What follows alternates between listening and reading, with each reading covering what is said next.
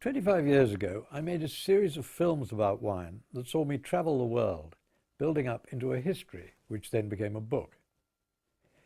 Today, I thought I'd revisit it and cut it up into bite-sized chunks for you to view exclusively online. I hope you enjoy viewing them as much as I enjoyed making them.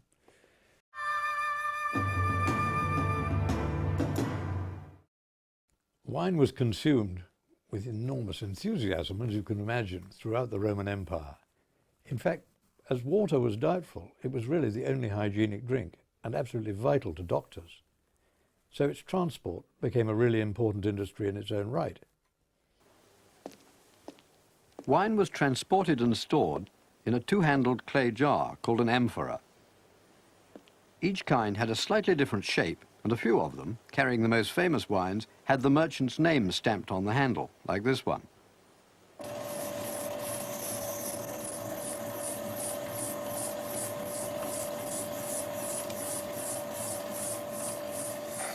I've always wondered how these unwieldy pieces of pottery were made in such huge numbers.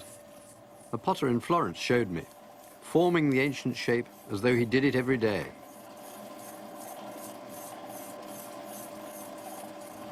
That's great. They're too big to be made in one piece, so the sections are fitted together on the potter's wheel.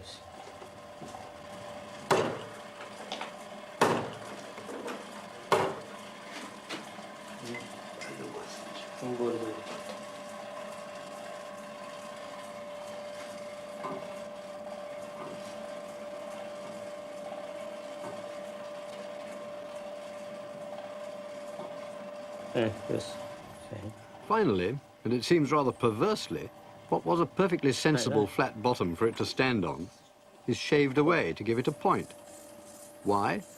Because the best way to give them stability was to dig their points into a bed of sand, and the point provides a grasp when you want to pour.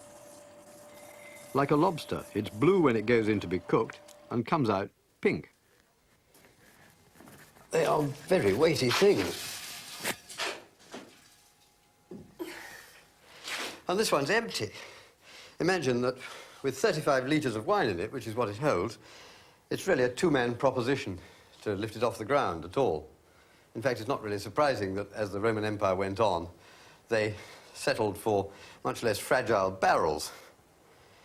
It was sealed with a cork. They did have great big corks, and over the cork went a large amount of wax or resin, which gave a completely airtight seal. What you had, really, in effect, was one gigantic great wine bottle. You can see exactly how the Romans appreciated wine in the time capsule town of Pompeii. On the 24th of August, 79 AD, Mount Vesuvius erupted, covering Pompeii with a 20-foot layer of ash and preserving it for all time. I went there to have a look. This is certainly the oldest inn sign that I've ever seen. It also seems to double as the wine list of the establishment. As far as I can make out, it is called Nola, that's the name of the place, and it offers wine in 4 qualities or varieties by the pitcher, which in Latin was by ad cucumas. In Naples today, you still ask for a cucumella if you want a pitcher of wine. They're colour-coded, so it's terribly hard to tell exactly what is on offer, or was, except by the price. And here you have one which is 4 assi, which was the unit of money. This one is 3, another one is 4, and this is the cheap one at only 2 assi. The usual, sir? There are lots of bars like this in Pompeii, in fact 2 or 3 on every block. And the usual in them consisted in what we would call today something like a wine cocktail. You could, of course, drink wine straight. If you were very smart, you drank Falernum. But most people who drank ordinary Pompeian wine remembered the saying that the hangover lasted until midday the next day. So what do we have on offer here? Ready-made in these jars, part of the bar, I have here a mixture rather like a modern vermouth in a way. It's wine flavoured with spices and herbs. This one is very, very popular because it's nice and sweet. It's got honey in it. And here, my discerning customers rather like a little seawater in their wine. Seawater? Well, the bartender's manual says if you are going to mix seawater with the wine, do go well outside the bay to collect it. And what do we drink out of? Well, this being one of the better class of Pompeii bars, we have expensive imported glassware from Syria. In fact, this is a glass carafe or decanter of the period of Pompeii, and the surprising thing about it is it weighs practically nothing. It's like a light bulb when you pick it up. So obviously it's not strong enough for aging wine, but it's very good for serving it. We don't use our best glasses like this for all our customers, but the gentlemen who intend to use the personal services that we offer upstairs can be sure of the best that my establishment can provide. The Romans loved their wine, and so they were as keen to study and understand it as they were to party with it. The opulence of this wine merchant's house a few doors down the street is clear enough evidence that wine was big business here.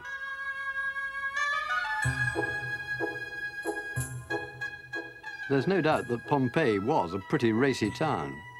It fits in with the cliché of Romans perpetually tottering from one orgy to another. Some people, it was said at the time, thought the human body was simply designed as a funnel for pouring away wine.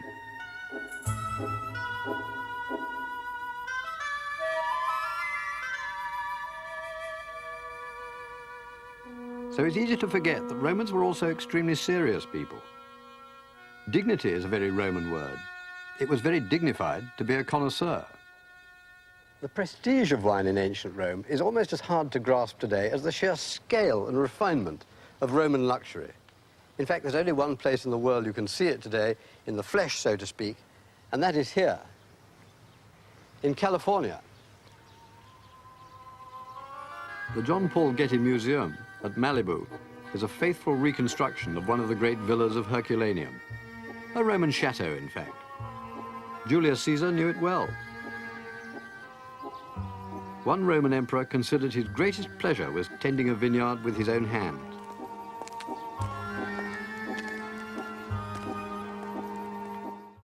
Roman wine expertise is still useful to us today. The great naturalist Pliny wrote a precise and actually rather wonderful account of its natural history, exactly how to make it and how to appreciate it. As a distinguished old gentleman, he was put in charge of the Roman fleet at Pompeii. And when he saw an extraordinary mushroom-shaped cloud arising from Vesuvius, he thought he'd better go and have a closer look. Sadly, that was the last piece of scientific activity he undertook. Pliny's influence certainly didn't die with him.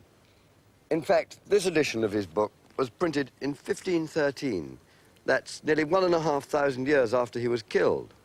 And it was still in regular use as a notebook and as a manual in vineyards and for agriculture and for all branches of natural history.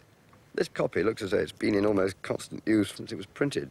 Here's the title. Here's Pliny, Historiae Naturalis, Natural History. These look like very, very old notes by an old owner. Then notes in all sorts of different handwriting down the ages. Here we come to the bit where they're training vines up trees, as they still do here in the south of Italy. Pliny actually tells us that the work was considered so dangerous that grape pickers always demanded the cost of a funeral and a decent grave in their contracts. Our other great source of information on Roman wine was a doctor who learned his profession treating wounded gladiators and rose to become personal physician to the emperor. His name was Galen. Galen's influence on medicine was so strong that right up until 200 years ago, his opinions were universally quoted. When this 18th century pharmacy was in use, Galen's prescriptions were still the standard references. The pharmacist who worked here thought Galen. And of course, all his jars were labeled in Latin. To Galen, wine was the sovereign antiseptic. It was the vehicle for administering such drugs as he had. It was the tranquilizer. And in fact, it was the basis for a healthy diet. He tasted every one of the emperor's wines himself. And in fact, he set fashions by his recommendations. He might almost have written the words of the Jewish Talmud. Wine is the foremost of all medicines. Wherever wine is lacking, drugs become necessary. As the Roman Empire grew, it gave them different places to grow vines as well. Outside of Italy, going further north, into Gaul, now France, and into Germany. And they found that the wines grown in these places were quite different. They weren't so strong, they were drier. They called them austere. And they loved all these different flavours. As the Romans expanded their empire northwards, they took their wine and their vines with them, across the Alpine passes to the Danube and Switzerland, and by sea across the Mediterranean to southern Gaul. The coasts of northern Italy and the south of France are littered with shipwrecks that show us the sheer scale of this trade. In a period of 100 years, some 65 million amphoras of wine were shipped from Italy to Gaul. That's well over 500,000 of these a year.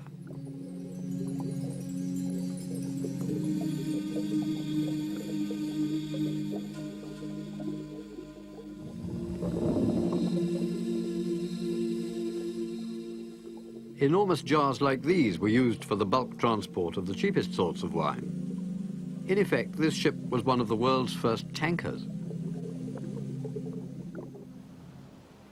From the Mediterranean, there was one obvious way north into the heart of Gaul, the valley of the River Rhone. Around its delta in Provence, the Romans built some of their greatest monuments, their aqueducts and their arenas. This arena at Arles housed no less than 20,000 spectators, and it was right on the banks of the river itself. The Rhone was the funnel through which trade and conquest and Roman culture poured into what was to become France, the land where wine was to achieve its greatest refinement. Within the period of Roman occupation, almost all of what are now the great vineyards of France were planted. The Rhone Valley, Burgundy, Bordeaux, Champagne, the Valley of the Loire. So the Romans are usually given credit for introducing wine to its future motherland.